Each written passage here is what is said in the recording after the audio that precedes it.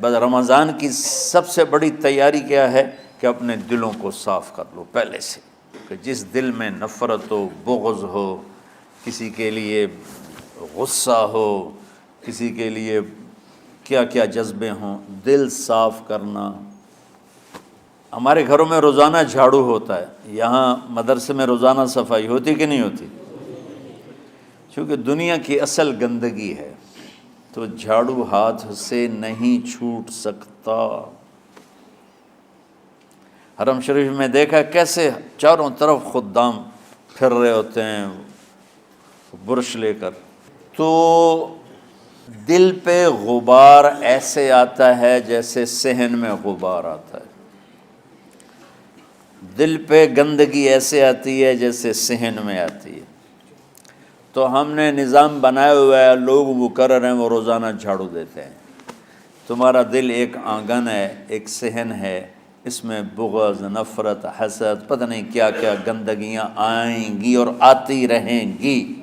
بچوں ایک کام کرو، جھاڑو پکڑ لو، صاف کرو۔ یا اللہ معاملہ تجھ سے کرنا ہے، لوگوں سے نہیں۔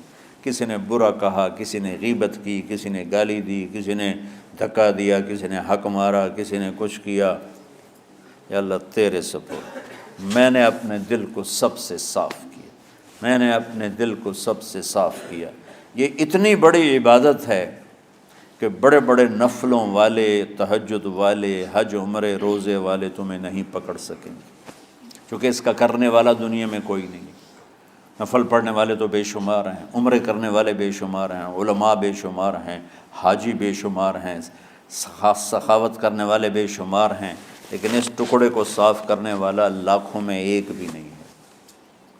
مشکل کام ہے، آپ یہ سیکھ لیں، صاف کرو، صاف کرو، صاف کرو۔ یہ رمضان کی سب سے بڑی تیاری اور علم کو حاصل کرنے کی سب سے بڑی چابی ہے کہ اپنے دل کو کھلا کر لو۔ کوئی چیز خالی ہوگی تو کچھ آئے گا۔ جس دل میں بغض بھرا ہو، نفرت بھری ہو، حسد بھرا ہو، کینہ بھرا ہو، اس میں خاک آئے، اس میں تو علم کی ایک کرن بھی نہیں آئے گی۔ اس زبان سے چاہے جتنے مرضی موتی بکھیرے، دل اس کا اندھا ہوگا۔ لا تعمى الابصار ولكن تعمى القلوب التي في الصدور۔ یہ آنکھوں سے اندھے نہیں، دل سے اندھے ہیں۔ تو بچوں اپنے دل کو صاف کرنا سیکھو۔ وہ کتنی مشہور حدیث ہے، آپ نے کہا اس دروازے سے ایک جنتی آ رہا ہے، تو ایک انصاری صحابی داخل ہوئے، جوتا ہاتھ میں، داڑھی میں وضو کا پانی۔ اگلے دن اس دروازے سے ایک جنتی آ رہا ہے، تو ایک صحابی آئے، ہاتھ میں جوتا، داڑھی میں وضو کا پانی۔ وہی صحابی اگلے دن اس دروازے سے ایک جنتی آ رہا ہے، تو وہی صحابی 3 دن جنت کی بشارت لی۔ اس صحابہ کی جماعت میں ایک شخص ہیں جن کا نام ہے عبداللہ بن عمرو بن عاص۔ ان سے بڑا عبادت گزار صحابہ میں کوئی نہیں تھا، نہ سابقین میں نہ متاخرین میں، نہ پہلوں میں نہ بعد والوں میں۔ ان کی عبادت کیا تھی؟ ساری رات جاگنا، سارے دن کا روزہ، اور ایک ختم قرآن صبح سے شام تک۔ اتنی اللہ نے طاقت دی تھی۔ پھر وہ غلو والی بات آ گئی، ایکسٹریم ہونے والی بات آ گئی۔ ان کی شادی والی رات حجلہ عروسی میں داخل ہو رہے ہیں، دلہن کے کمرے میں داخل ہو رہے ہیں، اور مصلی بچھا کے اللہ اکبر، اور دیر نفل تے نفل، دیر نفل تے نفل۔ تو ان کی بیگم نے دیکھا تو وہ بھی خیر کا زمانہ تھا، انہوں نے بھی وضو کیا اور پیچھے مصلی بچھا کے وہ بھی فجر تک نفل پڑھتے رہے۔ صبح ہوئی تو حضرت عمر بن عاص رضی اللہ عنہ نے پوچھا، بیٹی رات کیسی گزری؟ کہا جی ماشاءاللہ آپ کے بیٹے تو بڑے عبادت گزار ہیں، ساری رات نفلوں میں ہی گزری۔ تو وہ ان کو شکایت کر دی۔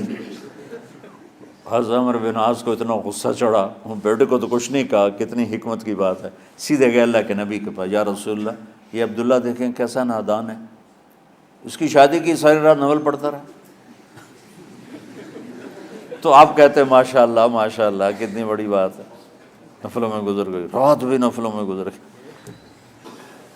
تو آپ نے حضرت عبداللہ بن عمر کو بلا کے ڈانٹا کہ تو نے مہینے میں 3 دن روزے رکھنے ہیں، بس اس سے زیادہ نہیں رکھنے، اور ہفتے میں 1 قرآن ختم کرنا ہے۔ کہا یا رسول اللہ میرے اندر طاقت زیادہ ہے۔ پھر اچھا 15 دن روزے رکھنے، کہ نہیں میرے اندر طاقت زیادہ ہے۔ آپ اس کو تھوڑا تھوڑا کر کے گھٹاتے رہے، اور وہ ہر دفعہ نہیں یا رسول اللہ میرے اندر طاقت زیادہ ہے۔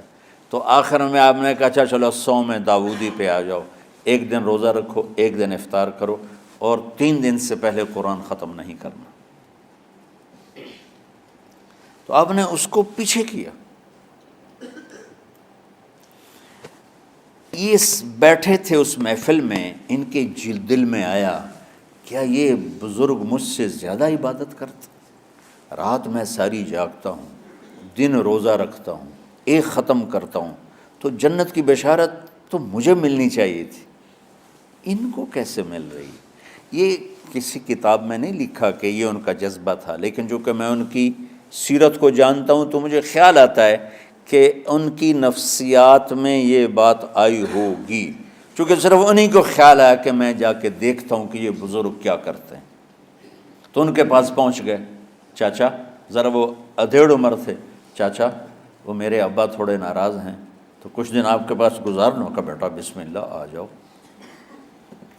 اب رات ہوتے ہی عشاء کی نماز پڑھ کے انہوں نے جلدی سے چادر اوپر لی اور یوں سراغ کر کے ان چاچا کو دیکھنے لگے ایسے کر کہ اب یہ کیا ساری رات سجدہ کرے گا، اور ساری رات روتے روتے روتے روتے مصلی گیلا ہو جائے گا، یا ساری رات رکوع کرے گا، ساری رات قیام کرے گا، ساری رات قرآن پڑھے گا، اس تصور سے یوں دیکھ رہے۔ اور وہ بزرگ صحابی تشریف لائے، سرانے پہ سر رکھا، اللہم بسمک اموت و احیا، ہو گئے۔ اب یہ دیکھ رہے ہیں ابھی اٹھیں گے، ابھی اٹھیں گے، ابھی اٹھیں گے، اٹھے نا، فجر کی اذان پہ اٹھے۔ اب یہ تو حیران پریشان ہو گئے کہ یہ کیا ہو؟ اس زمانے میں تو منافق تہجد نہیں چھوڑتے تھے ڈر کے مارے کہ پتہ نہ چل جائے ہمارے کفر کا۔ تو یہ چاچا جنت بھی لے گیا تو ستا بھی پیا، کہ چلو کل دیکھوں گا۔ اگلی رات پھر چادر سر پہ کر کے اور یوں سوراخ کر کے لیٹے ہوئے اور دیکھ رہے۔ چاچا پھر تشریف لائے اور سرانے پہ سر رکھا، اللہم بسمک اموت و احیا، ہو گئے۔ فجر کی اذان پہ اٹھے، یہ اور پریشان ہو گئے کہ میرا نبی کا فرمان تو سچا ہے، اس میں تو شک بھی کفر ہے، لیکن عمل کیا ہے جس پر اس کو جنت کی بشارت ملی؟ 2 رکعت نفل بھی نہیں۔ اور آج کے دور میں تم میں سے ماشاءاللہ اکثر بچے تہجد پڑھتے ہیں کہ 1 رات اور دیکھوں گا، تیسری رات اللہم بسمک اموت و احیا، ہو گئی ساری رات۔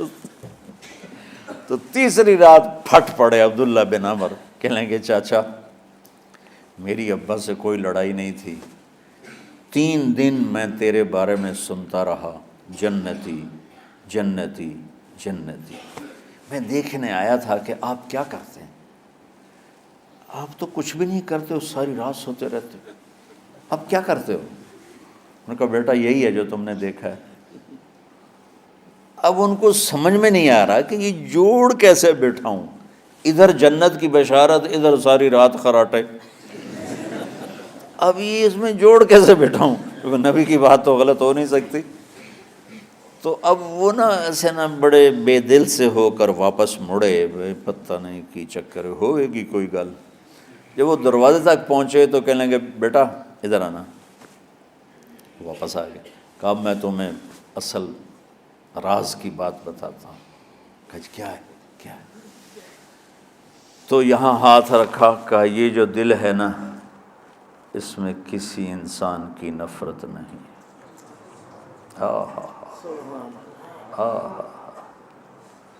اور جب اللہ کسی کو رزق دیتا ہے، عزت دیتا ہے، مجھے کبھی حسد نہیں ہوا، مجھے خوشی ہوتی۔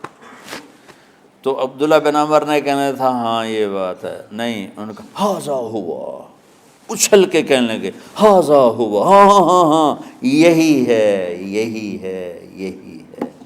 پھر کہنے کہ چاچا پر یہ میرے بس کا نہیں ہے، کون کرے گا یہ؟ اتنے بڑے آدمی ہو کر کہہ رہے ہیں کہ یہ میرے بس کا نہیں۔ تو بچوں، دنیا میں جنتی بننا ہے اور علم اللہ سے لینا ہے تو اسے صاف کر دو، سب کی نفرت سے۔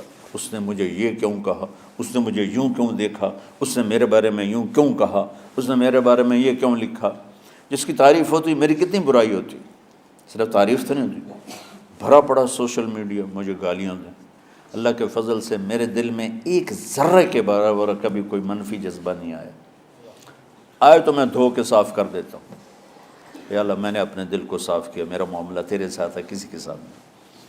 یہی آپ رمضان کی سب سے بڑی تیاری، علم کے حاصل کرنے کا سب سے بڑا ہتھیار آپ کو یہ نہیں ہے کہ تمہیں کتابیں یاد ہو جائیں، تمہیں اشعار یاد ہو جائیں۔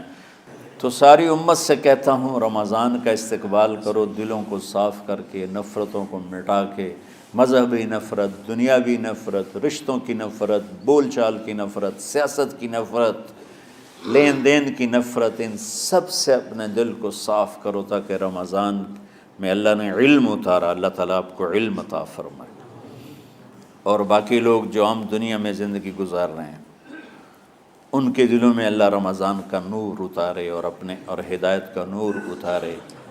یہ سب سے بڑی تیاری ہے اس کی۔ اور کسی سے گلہ ہے، غصہ ہے، ناراضگی ہے، کسی سے بولتے نہیں ہو، ابھی سے شعبان آ چکا ہے، آپ شعبان سے رمضان کی تیاری شروع فرما دیتے تھے، تو اس کی تیاری کیا ہے؟ وہ دلوں کو صاف کرو، معاف کرو، معافی مانگو، تمہارا قصور نہیں پھر بھی معافی مانگ لو، دلوں کو صاف کرو، اور اللہ سے سخاوت مانگو کہ اللہ کو سخی بھی پسند ہے اور صاف دل والا بھی پسند ہے۔